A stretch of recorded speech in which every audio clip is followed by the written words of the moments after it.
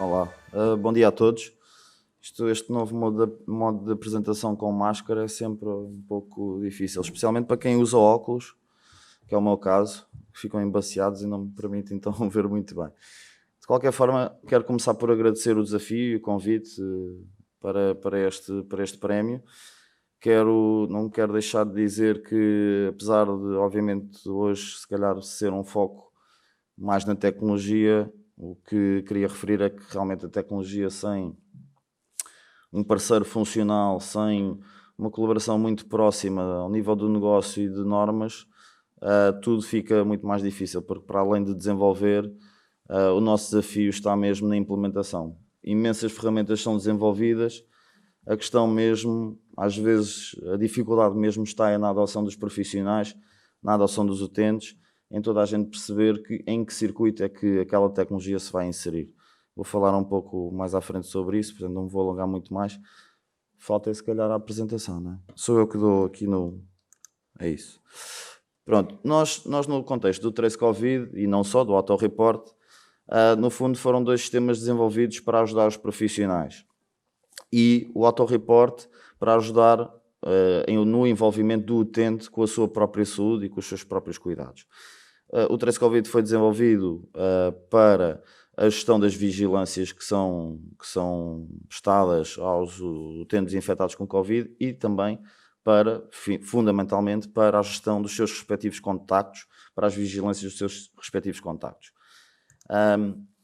Toda a gente sabe como a velocidade com que isto começou, a evidência científica no início era muito pouca e, portanto, aí, obviamente, sem uma parceria muito forte com a Direção-Geral de Saúde, hoje aqui representada pelo Dr. Walter Fonseca, a quem agradeço, obviamente, sem essa parceria seria muito complicado.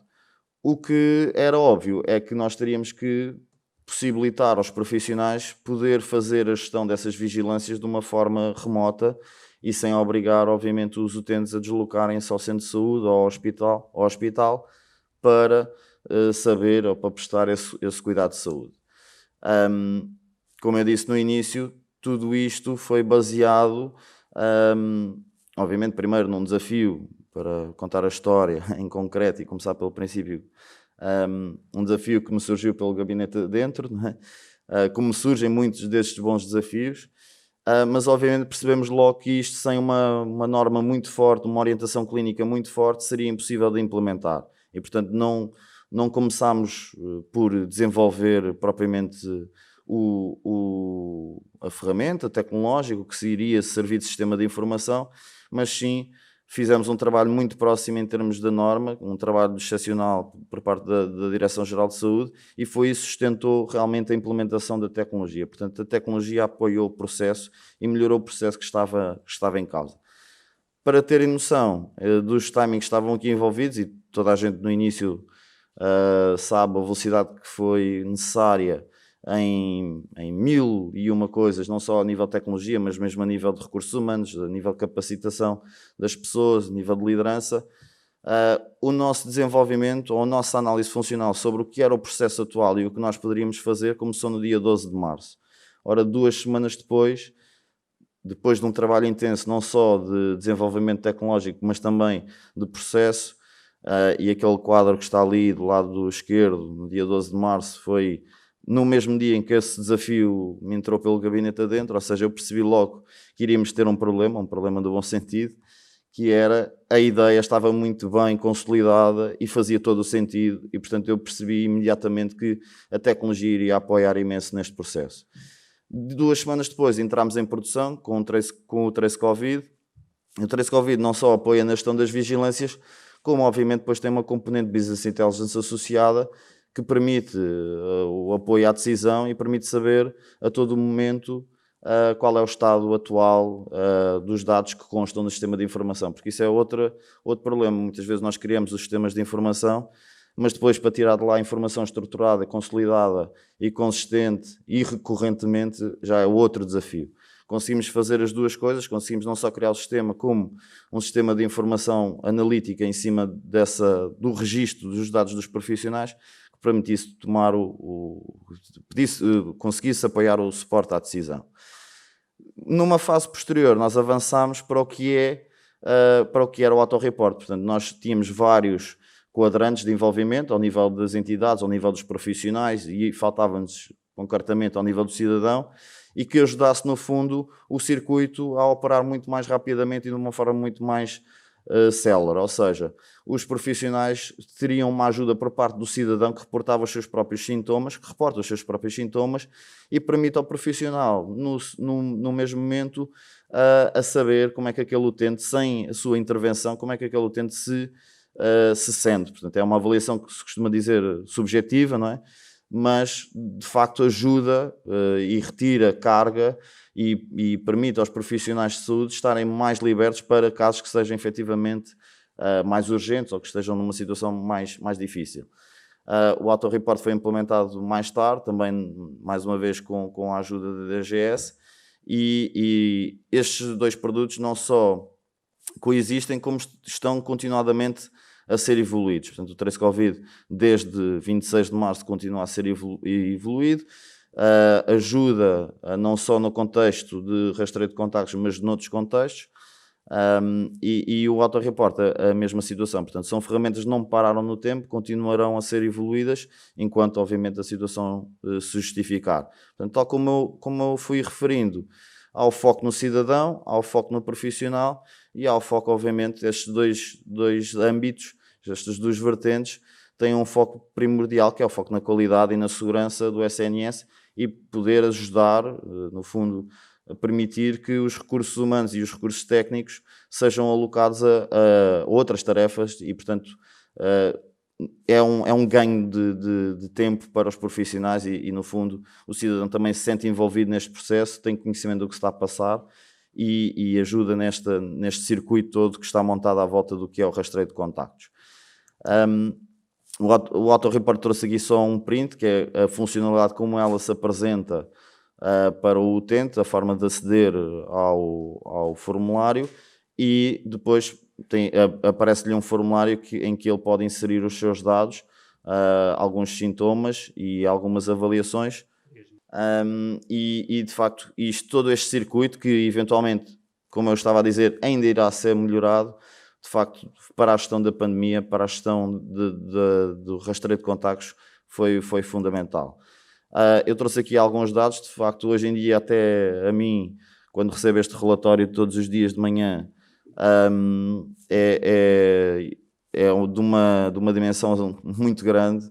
Neste momento nós temos à volta de 2,8 milhões de utentes registados dentro do Trace Covid, porque o circuito todo está integrado não só com o que é o autorreport, eu não referi isso há pouco, mas tudo o que entra via SNS 24 ao nível de um determinado algoritmo que é Covid, entra ou é integrado de forma automática no Trace Covid, permitido ao profissional saber e seguir aquele utente. Para além disso, tem integrações, obviamente, com os sistemas que estão designados para o controlo, para a notificação laboratorial e para a notificação médica. Portanto, ele está integrado com o Sinav Lab, e há trabalhos para o Sinavmed, obviamente. E, portanto, todo este fluxo está garantido nas ferramentas que foram criadas para a gestão da pandemia. E, de facto, os números são brutais e isso assinala que realmente a implementação, não só o desenvolvimento correu bem, mas a implementação também correu bem, e nós logo no primeiro dia, se não me engano, tivemos logo sem grandes formações. As nossas formações foram dadas via webinar, ou seja, isso também é outra coisa que mudou, que faz todo o sentido, que é, em vez de deslocarmos as pessoas todas para uma sala e temos uma lotação limitada, nós fizemos as formações todas online, houve webinars com mais de 3.000 profissionais, e isso permitiu alavancar toda a atividade clínica à volta do Trace Covid de uma forma muito, muito rápida. No primeiro dia nós tínhamos à volta de 800 profissionais a utilizar o Trace Covid, e isso garantiu-nos que realmente a implementação tinha corrido bem. Eu só, no fundo, quero terminar por agradecer à DGS mais uma vez, e agradecer às minhas equipas, que obviamente desenvolveram o software de uma forma muito rápida e com grande qualidade, mas reafirmar isto, que a tecnologia sem um processo envolvido realmente não serve de muito. Portanto, a tecnologia tem de estar inserida num processo, é preciso analisar novamente esse processo e perceber o que é que faz sentido. A simples replicação de um formulário que exista em papel para digital não é suficiente para os tempos que correm, portanto eles têm de estar inseridos num circuito funcional que faça sentido. Obrigado a todos. Tem alguma pergunta? Eu tenho apenas uma pequena pergunta, que é qual foi a origem destas duas ferramentas? Como é que elas surgiram? Na DGS? Em alguma unidade de saúde pública? É uma excelente pergunta.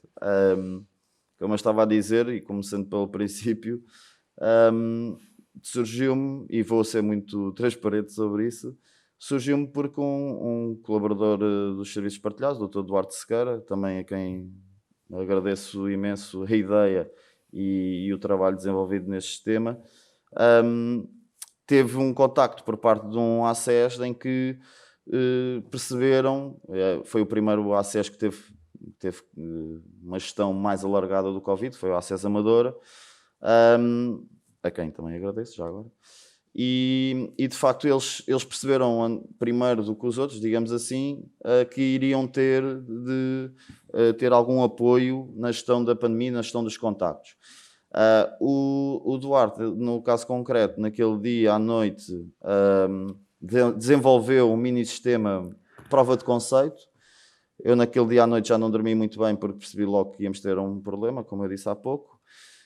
E no dia seguinte, dito e feito, não é? No dia seguinte, a DGS já tinha convocado uma reunião para a tarde, em que nós fomos mostrar essa prova de conceito, sabendo que obviamente aquela prova de conceito não iria servir para o SNS inteiro, serviria para aquele caso em concreto, mas não iria servir para o SNS inteiro, e é esse o nosso desígnio. Portanto, o que aconteceu foi, realmente, a ideia surgiu por aí, a DGS foi logo envolvida, havia cuidados de saúde primários, se não me engano. Nós também já estávamos envolvidos, sentámos todos numa mesa, elaborámos logo no dia 12 ou no dia 13 um conjunto de requisitos. Eu lembro-me que a equipa nesse dia, e nós saímos da DGS já eram 5h30 ou 6 da tarde, a equipa nesse dia foi logo para casa começar a programar. E no dia seguinte já tínhamos coisas desenvolvidas, ou seja, toda a gente percebeu que aquilo realmente iria ser fundamental. E pronto, basicamente foi isso, foi uma questão articulada, surgiu desarticulada, mas rapidamente pela sua importância. Não, estava a dizer essa pergunta porque eu recordo-me na altura, logo no final de março, princípio de abril, o facto do ACES da Amadora tinha uma ferramenta muito idêntica a esta, desenvolvida até pelo interno da especialidade em saúde pública. Dr. Eduardo. O Dr. Eduardo. Por isso é que eu estava a dizer se tinha a ver com esse projeto do Dr. Eduardo e da Unidade de Saúde Pública da Amadora.